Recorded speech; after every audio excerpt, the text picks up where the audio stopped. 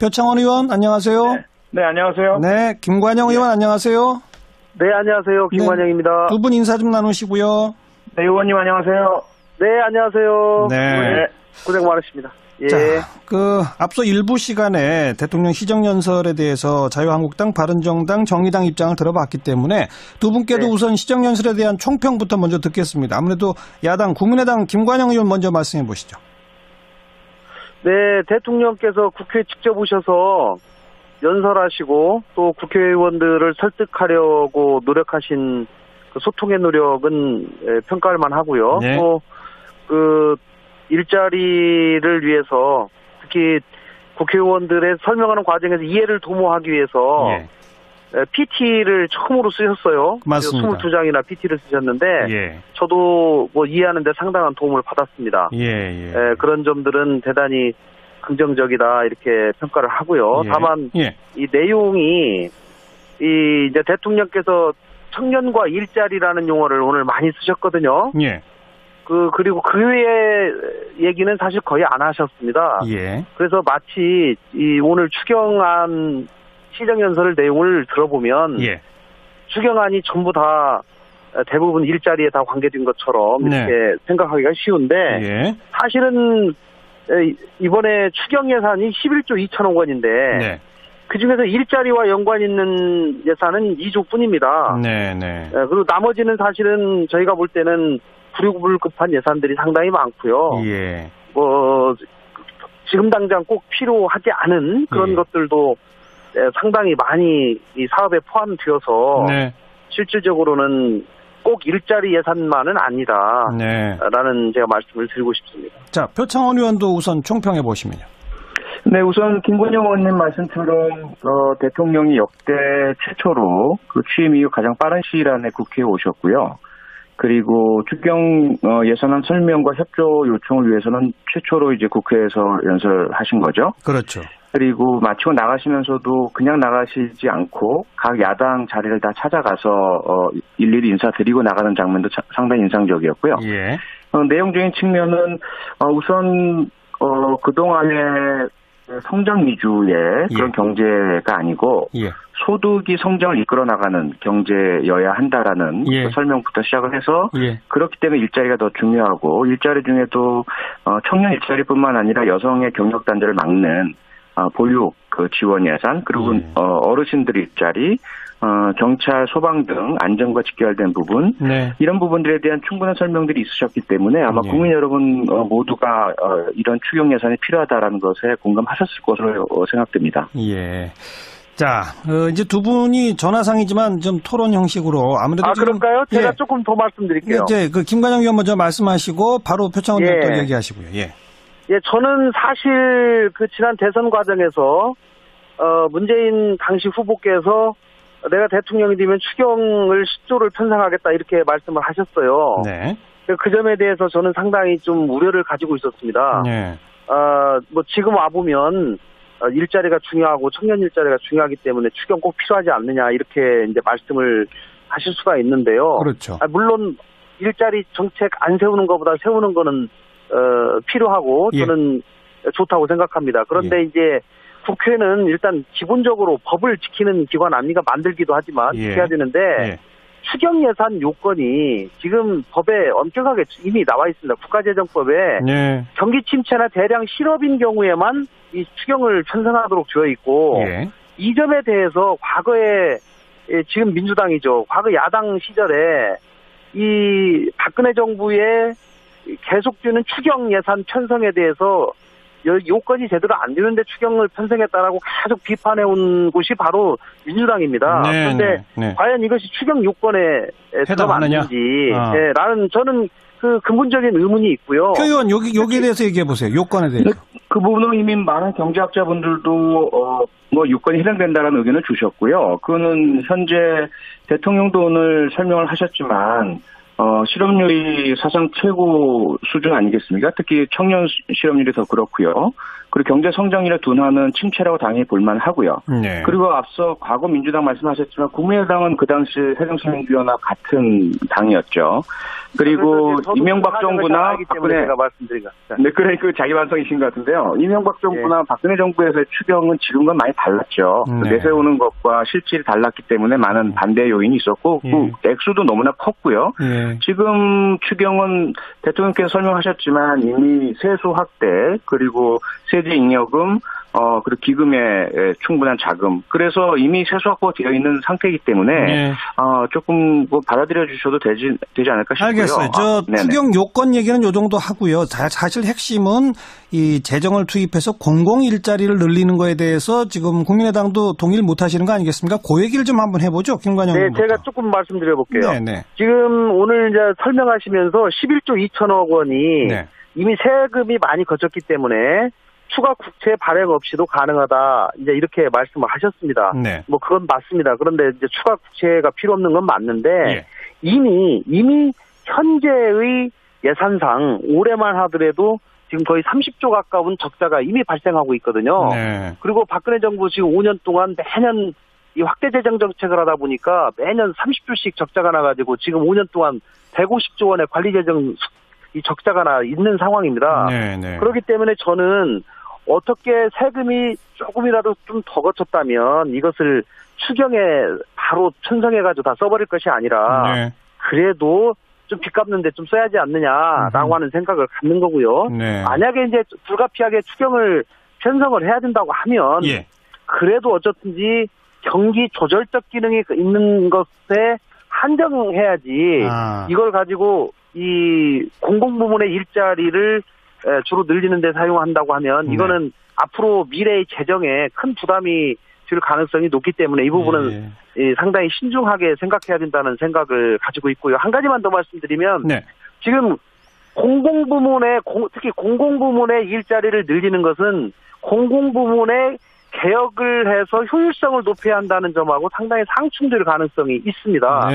그래서 이미 상당히 효율성을 유지하고 있는 조직에 정부가 개입해서 인력을 과다하게 충원을 하게 되면 결국 그것이 그 부담이 국민들 부담으로 귀착될 가능성이 있다. 그렇기 때문에 설사 늘리더라도 불효불급한 부분 또 꼭 반드시 늘려야 되는 수요에 관한 정확한 조사를 통해서 최소화해야 된다라는 말씀을 드리고 싶습니다. 표창원 의원 말씀해 보세요. 네, 말씀하신 것처럼 사실 불효불급한 부분에 대한 수요조사가 이루어진 상태이죠. 그리고 지금 가장 핵심적인 그 증원 혹은 충원의 대상이 소방관들이거든요. 전국에 원래 6만 명이 정원인데 4만 5천 명밖에 없습니다. 그래서 사례 대통령께서도 설명을 주셨지만 원래는 구급 요원이신 분이 인원이 부족하다 보니까 구조 업무에 투입되셨다가 목숨도 잃으신 적도 있었거든요. 이 부분은 국민 여러분께서 모두 공감하시는 부분이고요. 그다음에 이제 사회복지 분야에서도 워낙에 인원이 부족해서 열악한 상황이었고요. 보육교사 부분도 마찬가지죠. 거기에다가 물론 그 일자리란 것은 민간에서 창출하는 것이 가장 좋은데 공공일자리라는 것은 마중물이라고 또 대통령이 설명을 해주셨거든요. 일단 이렇게 끌어올려서 그 청년들에게 희망도 주고요. 현재 입사 면접만 보는 것이라도 그 기회만이라도 좀 줬으면 좋겠다라는 그런 그 희망을 품고 있는 많은 분들이 계시기 때문에요. 우선은 이렇게 마중물로서 공공일자리를 늘려주시면 이것으로부터 시작해서 민간 일자리도 많이 생길 것이고요. 아마 적자 해소 부분은 다른 차원에서 계속 지금 노력 중이니까 재정 적자 해소는 될 겁니다. 자, 좀 돈이 남으면 빚 갚는 데 쓰자. 또 공공 일자리는 재정 부담이 크니까 오히려 추경을 하더라도 경기 조절용으로만 쓰자. 이런 목소리. 아니다. 지금 꼭 필요한 공공 일자리 늘려야 한다. 양쪽의 이 목소리 들어봤고요. 자, 이제 김희수, 김상조, 강경화 이 세 후보자에 대한 인사 문제로 좀 이야기를 넘기겠습니다. 김관영 의원부터 한번 일단 기본 입장이 어떻습니까? 네, 오늘 죄송합니다. 김상조 공정위원장 후보자 인사청문 보고서를 채택하려고 저희가 3시부터 우리 한 2시간 반 정도 기다리다가 결국은 파행돼가지고 그냥 나왔습니다. 저는 사실은 김상조 후보자가 상당한 도덕적인 여러 가지 문제점이 드러났지만 재벌개혁에 대한 전문성이라든가 열정이라든가 등등을 고려해서 저희 당에서는 과감하게 김상조 후보자에 대해서는 청문 보고서를 채택해주자라고 네. 하는 입장이었고요. 예. 그러나 자유한국당이 끝까지 의사일정에 거부를 해버렸고 예. 특히 이 정무위원장이 이 자유한국당 소속이다 보니까 네. 이 사회 보는 것 자체를 거부해서 그렇죠. 결국 오늘 회의가 열리지 못했습니다. 대단히 유감으로 생각하고요. 예. 이 부분은 오늘 꼭 좀 매듭을 짓고 싶었는데 네. 되지 못해서 유감이라고 생각합니다. 그 외에 예. 강경화 후보자에 대해서는 저희가 왜 국민의당이 찬성을 해주지 반대하냐라고 하는 그런 저도 뭐 문자도 받습니다. 네. 그렇지만 저희가 가장 이제 존중하는 것은 당시에 청문회에 직접 참석한 두 분의 저희 당 청문위원님이신데요. 네. 그분들께서 이 청문회를 마치고 네. 결국은 보고를 하는 과정에서 저희가 자기들이 청문회를 쭉 하루 종일 해봤는데 예. 여러 가지 도덕적 흠도 있지만 그 도덕적 결함을 능가할 만한 어떤 역량을 발견할 수가 없다. 그리고 네. 주요한 이 현안에 대해서 소신이나 철학을 발견하기가 어렵다라고 이렇게 보고를 하기 때문에 예. 저희들이 뭐 그분들 의견이 또 가장 중요하지 않겠습니까? 예. 예, 그래서 이제 그 부분은 지금 엄중한 이 4대 외교 부분에서 이런 네. 부분을 제대로 헤쳐나기에는 역량이 부족하지 않느냐. 그래서 예. 다른 분을 추천해 주시면 저희가 신속하게 처리하겠다 이렇게 말씀을 드리고 있는 겁니다. 김희수 헌법재판소장까지 얘기해 보시죠. 김희수 헌법재판소 소장은 저희 뭐 지금 최종적으로 청문회 채택 보고서는 안 됐지만 네. 아마 뭐 조만간 표결을 할 것으로 생각하고요. 네. 뭐 표결에 가면 저희 당은 뭐 이제 의원님들이 각자 소신에 따라서 투표를 할 것이라고 저는 판단합니다. 알겠습니다. 알겠습니다. 예, 예. 좀 문제가 된 건 그럼 강경화 장관이기 때문에 요건에 대해서 표창원 의원 얘기해 보시죠. 네, 우선 뭐 김성조 위원장이나 김혜수 헌재 소장에 대한 국민의당의 협조에 대해서 대단히 감사를 드립니다. 네. 그리고 강경화 장관 후보에 대해서는 물론 비판의 부분은 충분히 저희들이 이제 아프게 받아들이고 있고요. 다만 그 능력 부분에 있어서는 이미 전 정권 진보 보수를 막론하고요. 그 외교장관님들이 모두 한 목소리로 충분한 자질이 있다라고 이제 검증을 해주셨고, 더군다나 이제 다른 후보자 말씀을 하시는데 사실 시간적으로 곧 그 한미 정상회담 네. 국빈 방문이 있지 않습니까? 네. 이런 부분이 있기 때문에 사실 시간적으로 거의 불가능한 상황이고요. 네. 그리고 강경화 장관 후보자에 대해서는 사실 1995년에 중국 베이징에서 열렸던 세계 여성대회에서 우리 위안부 문제를 세계 처음으로 알렸던 분이기도 하고, 이후에도 유엔 3대 그 사무총장이 다 신임했던 분이고요. 네. 국제무대에서 이미 그 자질과 능력이 다 검증된 분이기 때문에 정말 죄송하지만 우리 국민의당에서 전향적으로 협조해 주시기를 부탁드리고 싶습니다. 이 부탁에 대해서 김관영 의원 한마디. 네, 뭐 여러 가지 또 나름대로 장점이 있는 것도 맞고요. 예. 그러나 저희 당에서 종합적으로 장점과 단점을 종합적으로 판단해서 네. 현재의 엄중한 외교 상황을 대처하기에는 좀 부족하지 않느냐 이런 판단을 내리고 있기 때문에 예. 그리고 이제 아까 지금 당장 미국 방문해야 되는데 외교부 장관 없어서 어떻게 하냐 이 말씀하셨는데, 지금 현재 외교부 장관이 어떻든지 뭐 코드는 안 맞지만 임무를 수행하고 있는 상황이고요. 네.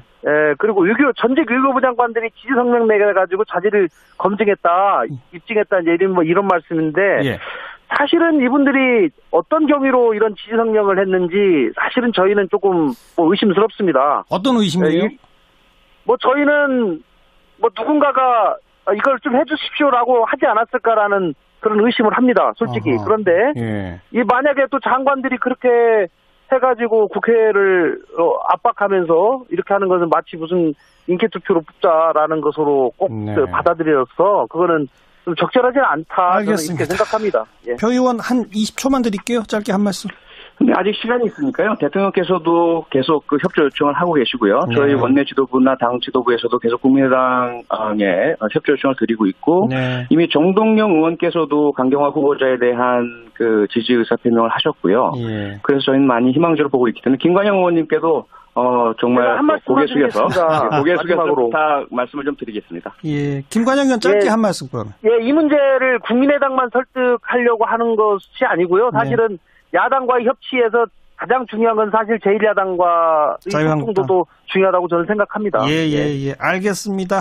두 분 여기까지 오늘 말씀 듣고 고맙습니다. 네, 감사합니다. 네, 추경 그리고 인사 문제 아직은 어떤 타협점이 잘 보이지 않는 그런 상태군요.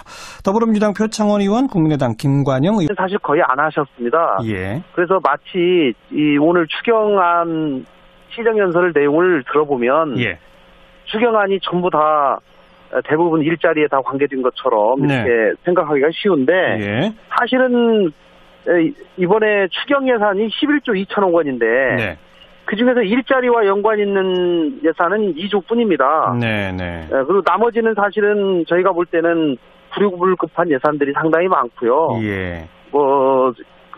지금 당장 꼭 필요하지 않은 그런 것들도 상당히 많이 이 사업에 포함되어서 실질적으로는 꼭 일자리 예산만은 아니다.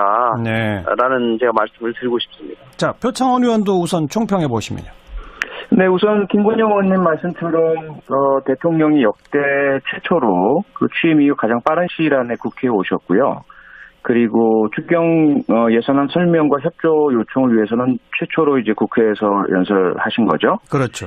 그리고 마치고 나가시면서도 그냥 나가시지 않고 각 야당 자리를 다 찾아가서 일일이 인사드리고 나가는 장면도 상당히 인상적이었고요. 있는데요. 그렇죠. 물론 일자리 정책 안 세우는 것보다 세우는 거는 필요하고 저는 좋다고 생각합니다. 그런데 이제 국회는 일단 기본적으로 법을 지키는 기관 아니가 만들기도 하지만 지켜야 되는데 추경 예산 요건이 지금 법에 엄격하게 이미 나와 있습니다. 국가재정법에 경기 침체나 대량 실업인 경우에만 이 추경을 편성하도록 되어 있고 이 점에 대해서 과거에 지금 민주당이죠. 과거 야당 시절에 이 박근혜 정부의 계속되는 추경 예산 편성에 대해서 요건이 제대로 안 되는데 추경을 편성했다라고 계속 비판해온 곳이 바로 민주당입니다. 그런데 과연 이것이 추경 요건에 들어맞는지 라는 저는 그 근본적인 의문이 있고요. 표 의원 여기에 대해서 얘기해 보세요. 요건에 대해서.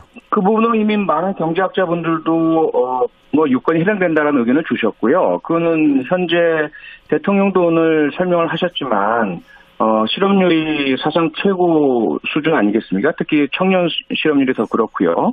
그리고 경제 성장률의 둔화는 침체라고 당연히 볼만하고요. 그리고 앞서 과거 표창원 의원 안녕하세요. 네, 안녕하세요. 네, 김관영 의원 안녕하세요. 네, 안녕하세요. 김관영입니다. 두 분 인사 좀 나누시고요. 네, 의원님 안녕하세요. 네, 안녕하세요. 네. 고생 많으십니다.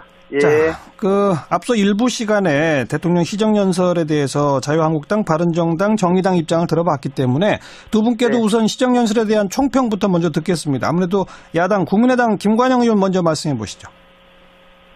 네, 대통령께서 국회에 직접 오셔서 연설하시고 또 국회의원들을 설득하려고 노력하신 그 소통의 노력은 평가할 만하고요. 또 그 일자리를 위해서 특히 국회의원들의 설명하는 과정에서 이해를 도모하기 위해서 PT를 처음으로 쓰셨어요. 맞습니다. 22장이나 PT를 쓰셨는데 저도 이해하는 데 상당한 도움을 받았습니다.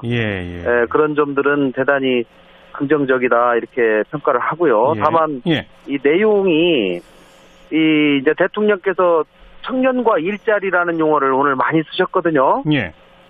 그리고 그 외의 얘기는 내용적인 측면은 우선 그동안의 성장 위주의 그런 경제가 아니고 소득이 성장을 이끌어 나가는 경제여야 한다라는 그 설명부터 시작을 해서 그렇기 때문에 일자리가 더 중요하고 일자리 중에도 청년 일자리뿐만 아니라 여성의 경력 단절을 막는 보육 그 지원 예산 그리고 어르신들 일자리 경찰, 소방 등 안전과 직결된 부분 이런 부분들에 대한 충분한 설명들이 있으셨기 때문에 아마 국민 여러분 모두가 이런 추경 예산이 필요하다라는 것에 공감하셨을 것으로 생각됩니다. 예. 자, 이제 두 분이 전화상이지만 좀 토론 형식으로 아무래도 그럴까요? 제가 조금 더 말씀드릴게요. 이제 그 김관영 의원 먼저 말씀하시고 바로 표창원 의원 또 얘기하시고요. 예, 저는 사실 그 지난 대선 과정에서 문재인 당시 후보께서 내가 대통령이 되면 추경을 10조를 편성하겠다 이렇게 말씀을 하셨어요. 네. 그 점에 대해서 저는 상당히 좀 우려를 가지고 있었습니다. 네. 뭐 지금 와보면 일자리가 중요하고 청년 일자리가 중요하기 때문에 추경 꼭 필요하지 않느냐 이렇게 이제 말씀을 하실 수가. 민주당 말씀하셨지만 국민의당은 그 당시 새정치민주연합 같은 당이었죠. 그리고 이명박 정부나 박근혜 제가 말씀드린 것 같습니다. 네, 그러니까 자기 반성이신 것 같은데요. 이명박 정부나 박근혜 정부에서의 추경은 지금과 많이 달랐죠. 내세우는 것과 실질이 달랐기 때문에 많은 반대 요인이 있었고 그 액수도 너무나 컸고요. 지금 추경은 대통령께서 설명하셨지만 이미 세수 확대 그리고 세제 잉여금 그리고 기금의 충분한 자금. 그래서 이미 세수 확보되어 있는 상태이기 때문에 조금 뭐 받아들여 주셔도 되지 않을까 싶고요. 알겠어요. 추경 요건 얘기는 요 정도 하고요. 사실 핵심은 이 재정을 투입해서 공공 일자리를 늘리는 거에 대해서 지금 국민의당도 동의를 못 하시는 거 아니겠습니까? 그 얘기를 좀 한번 해보죠. 김관영 의원부터. 제가 조금 말씀드려 볼게요. 네네. 지금 오늘 이제 설명하시면서 11조 2천억 원이 이미 세금이 많이 거쳤기 때문에 추가 국채 발행 없이도 가능하다. 이제 이렇게 말씀을 하셨습니다. 뭐 그건 맞습니다. 그런데 이제 추가 국채가 필요 없는 건 맞는데 이미 현재의 예산상 올해만 하더라도 지금 거의 30조 가까운 적자가 이미 발생하고 있거든요.